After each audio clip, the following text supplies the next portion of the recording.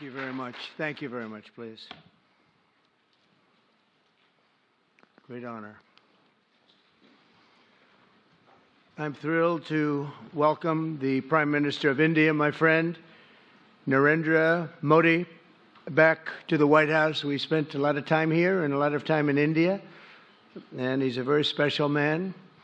Prime Minister, it is a pleasure to extend to you the same hospitality that you showed Melania and myself when we traveled to your beautiful country 5 years ago. It's hard to believe, so long ago, and it seemed like yesterday. It was beautiful. We opened the cricket stadium, 129,000 seats, I think the largest stadium in the world, and it was an incredible period of time.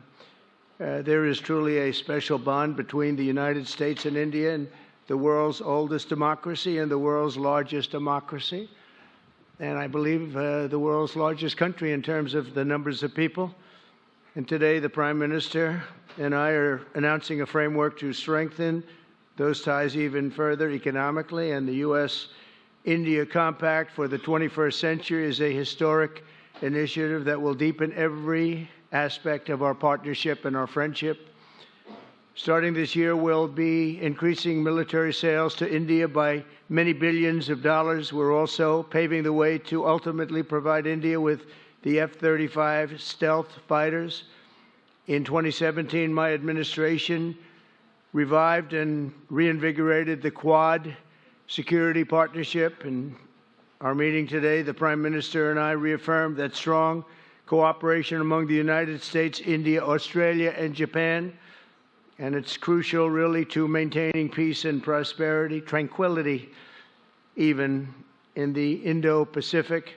In addition, the United States and India will be working together like never before to confront the threat of radical Islamic terrorism, a threat all over the world, actually. Today, I'm pleased to announce that my administration has approved the extradition of one of the plotters and one of the very evil people of the world, and having to do with the horrific 2008 Mumbai terrorist attack, to face justice in India. So he's going to be going back to India to face justice. As we deepen our defense partnership, we'll also strengthen our economic ties and bring greater fairness and reciprocity to our trading relationship. As a signal of good faith, Prime Minister Modi recently announced the reductions to India's unfair, very strong tariffs that limit U.S. access into the Indian market very strongly, and really it's a big problem, I must say.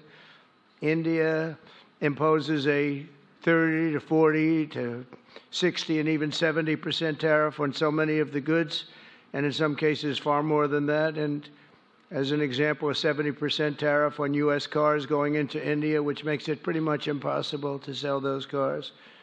Today, the U.S. Trade deficit with India is almost $100 billion, and Prime Minister Modi and I have agreed that we'll begin negotiations to address the long-running disparities that should have been taken care of over the last 4 years, but they didn't do that, in the U.S.-India trading relationship, with the goal of signing an agreement.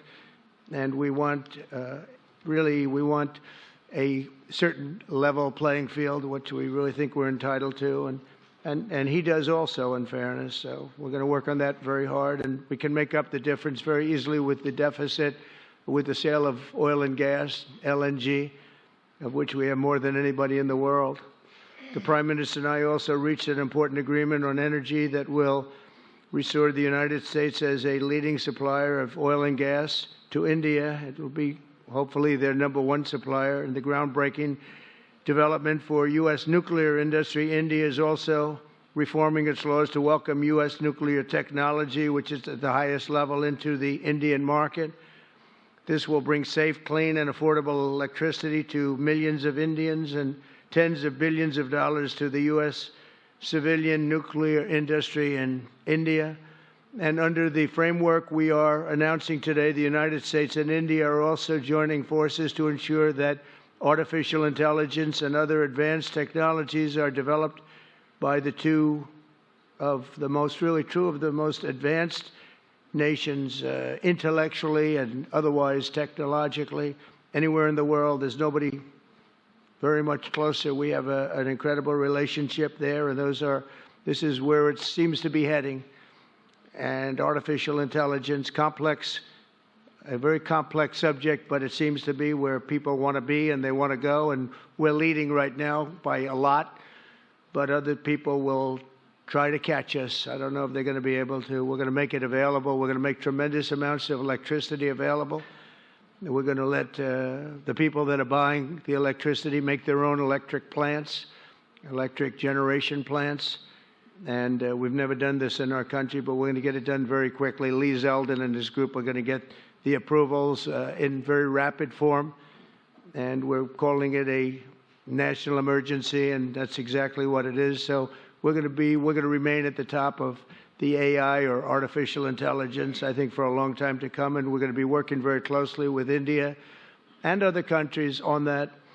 But right now, we're the leader by quite a bit. Finally, we agreed to work together to help build one of the greatest trade routes in all of history. It will run from India to Israel to Italy and onward to the United States, connecting our partners by ports, railways, and undersea cables, many, many undersea cables. It's a big development. It's a lot of money going to be spent, and we've already spent some, but we're going to be spending a lot more in order to stay advanced and stay the leader.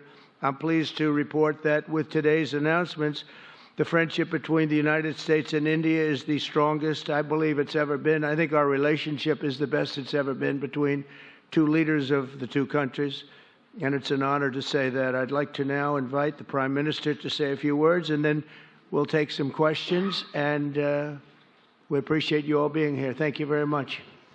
Thank you very much.